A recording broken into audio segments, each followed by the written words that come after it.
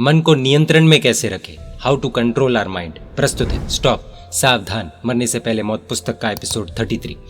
मन को गंदे विचारों से रोकने के लिए उसे 3 प्रकार की भावनाओं से भावित करना, यानी कि 3 प्रकार की थॉट्स में हमारा मन बिजी होना चाहिए।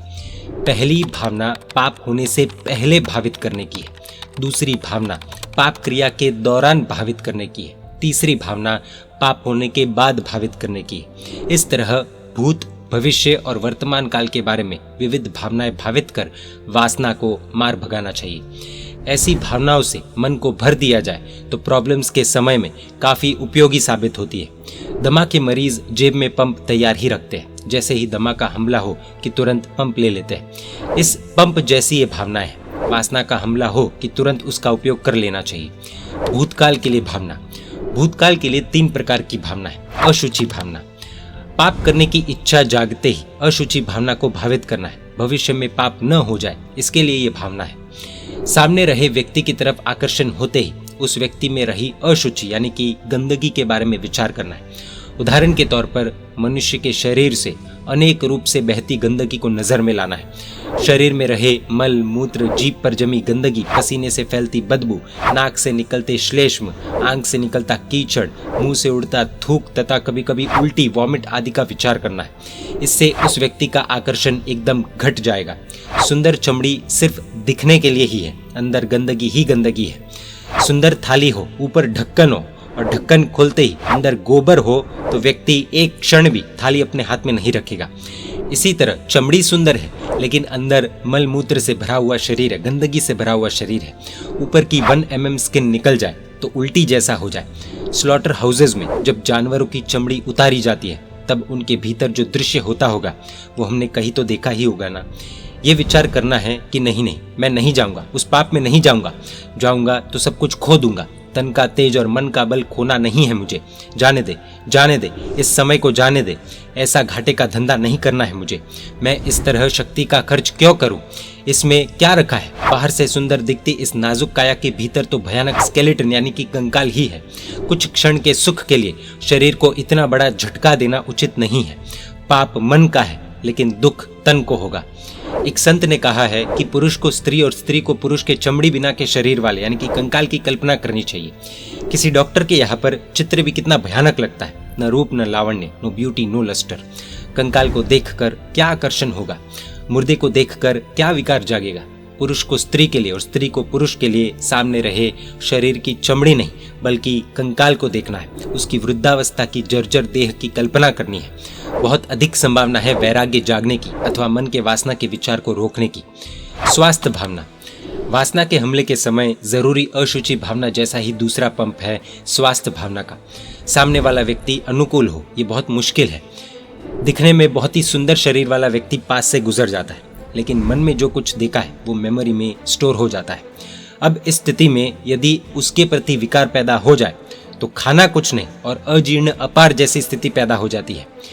युवकों को ऐसा सोचना है कि सिर्फ देखा और अगर मन उसमें लिप्त हो गया तो फिर जानबूझकर शरीर को धो डालने वाले बर्बादी के रास्ते पर जाएंगे।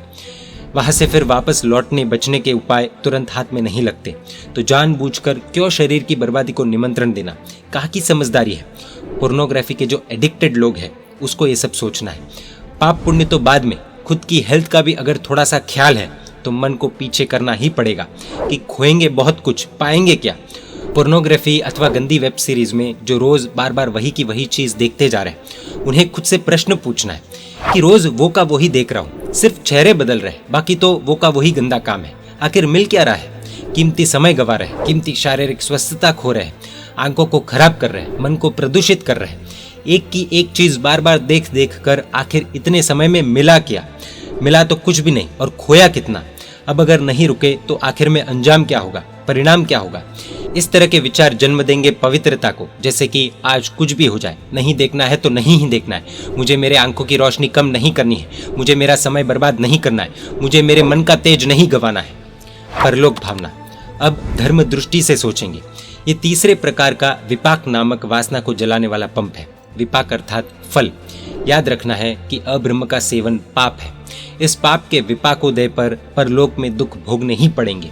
भोगे हुए भोग की सजा के तौर पर गर्म लोहे की पुतलियों से नरक में आलिंगन करना पड़ेगा। चीख निकल जाए, शरीर आग बन जाए, चमड़ी उतर जाए, ऐसे ताप और त्रास परलोक में सहने पड़ेंगे।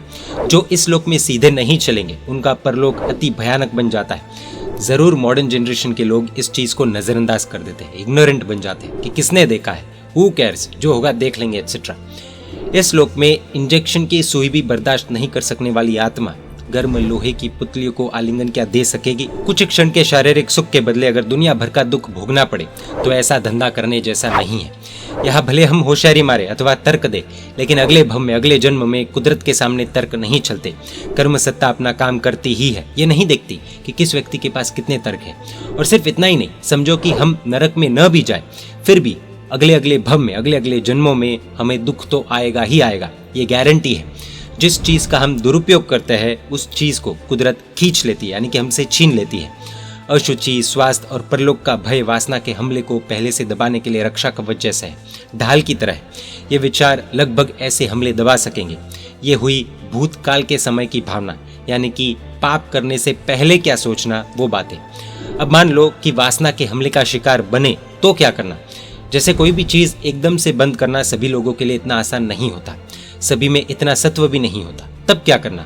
वासना का हमला हो गया और उसका शिकार बन गए, तो अब वासना की अनुभूति के वर्तमान काल में, यानी कि करंट सिचुएशन में आत्मा को किस भावना से भावित करना? साक्षित्व भावना। साक्षित्व नामक भावना पाप के दौरान किया जाने वाला विचार है, यानी कि वर्तमान काल के लिए। मजबूरन वासना के आवेश में बहकर पाप में फंस जाए और पाप के कातिल पल चालू हो गए हो, तब उस पाप क्रिया के भोक्ता न बनकर केवल साक्षी बनना है। सरल भाषा में कहे तो ऐसा सोचना है कि जो ये पाप कर रहा है वो मैं हूं ही नहीं, क्योंकि जो मैं हूं वो ये कभी कर ही नहीं सकता। कर्तृत्व भाव को भुलाकर, जैसे काया हमारी है ही नहीं, हम तो शुद्ध आत्मा है, इस तरह काया की कुचेष्टाओं को देखने वाला थर्ड पर्सन बन जाना है। पाप क्रिया के दौरान मन को तमाचे पर तमाचे झड़ने कि ले तुझे कितना मनाया तो भी नहीं माना, अब क्या मिला, कैसी गंदी बेहुदी घटिया क्रिया कर रहा है, गुलाम बन गया ना वासना का। क्या ये तुझे शोभा देता है? कितना रोका लेकिन नहीं रुका। अब कितनी शक्ति का तू नाश करेगा, काया साफ हो जाएगी, तू धुल जाएगा। फिर जीवन में निराशा और हताशा व्याप्त हो जाएगी। सुअर की तरह कीचड़ में लथपथ हुआ है, परंतु याद रखना कि तू निचोड़ा जाने वाला है।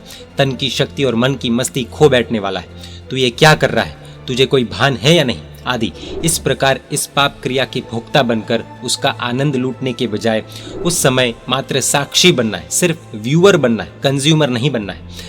रविंद्रनाथ टैगोर को साक्षी भावना की सुंदर अनुभूति हुई थी। बहन को पत्र लिखते समय उंगली पर बिच्छू ने काटा, फिर भी वो पत्र लिखते गए, परंतु उस समय काया को देखते रहे। बिच्छू के डंक से काया को होती वेदना, काया में हो रहे फेरबदल को आत्मा से निहारते गए और काया की उस समग्र हालत का बयान बहन को पत्र में लिखते गए। इस प्रकार कर्तापन टालकर साक्षी भाव में आ जाना है। भूतकाल की बताई गई 3 भावना के बाद भी भोगने के नरक में जाने की बारी आए तो उसकी तीव्रता को खत्म कर देने का उपाय यही है कि भोक्ता न बनकर साक्षी बन जाना है। कोर्ट में भी साक्षी को सजा नहीं होती। यहाँ पर सजा से तो बचा नहीं जा सकता, परंतु सजा हल्की जरूर की जा सकती है। बाकी भोगना तो अच्छा है ही नहीं, ये क्लैरिटी माइंड में रखनी चाहिए, मान्यता क्लियर होनी चाहिए। ऐसा नहीं सोचना है कि ऑप्शन दिया है तो वो पाप भोग लेते फिर पश्चाताप कर लेंगे। ये खुद को मूर्ख बनाने वाली बात है। ये तो मजबूरन इलाज है। गाड़ में घुस आए शत्रु का भी पराजय करने का ये प्रयास है। इस तरह यदि पाप क्रिया के दौरान भी हम स्वयं को बहुत बहुत फटकार लगाते रहेंगे तो काया भले उस कीचड़ में लथपथ हो, परंतु मन धीरे धीरे दृढ़ बनेगा। काया की पाप क्रिया में मन को जोड़कर उस पाप क्रिया का आनंद नहीं लूटना है। नहीं रहा जाए और शरीर से शायद पाप हो जाए तो मन को तो किसी भी हाल में पाप से बचाना ही है। ये क्लैरिटी माइंड में होनी चाहिए। अब पाप होने के बाद क्या सोचना? पश्चाताप भावना। भविष्य काल के हिसाब से पाप होने के बाद ये भावना भानी है। मानो कि हमसे पाप तो हो गया, रहा नहीं गया और पाप कर बैठे। मन को बहुत समझाया लेकिन आखिर गंदगी कर बैठा। पाप हो जाने के बाद के पलों का काल एक अपेक्षा से, एक एंगल से देखे तो स्वर्ण काल यानी कि गोल्डन पीरियड है, क्योंकि अब मन शांत हो चुका है। हार तो हुई है लेकिन वासना शांत हुई है, पाप वाला मन शांत पड़ गया है। आखिर शरीर द्वारा पाप करने की भी सीमा होती है। उसके बाद जो पल आता है, अवसर आता है, उसे एडवांटेज के रूप में लपक लेना चाहिए। इस पल में आत्मा अकेली ही होती है। अब कुविचारों के आने की आशंका नहीं है, अर्थात अच्छे विचारों के साथ टकराव की कोई संभावना नहीं है। इस पल में मन के साथ आत्मा जोरदार लड़ाई कर सकती है। पाप के कातिल पल पूरे होते ही उस समय करीब 10 मिनट शांत होकर बैठ जाना है और स्वयं को मन से तमाचे पर तमाचे लगाने हैं। आंख बंद करके खुद को कोसना है। मन से ही मन को मार भगाना है, विचार से ही विचार का विनाश करना है। स्वयं को कोसना है, स्वयं को धिक्कारना है और पूछना है कि तूने ये क्या किया, क्यों किया, क्या मिला, कितना खोया।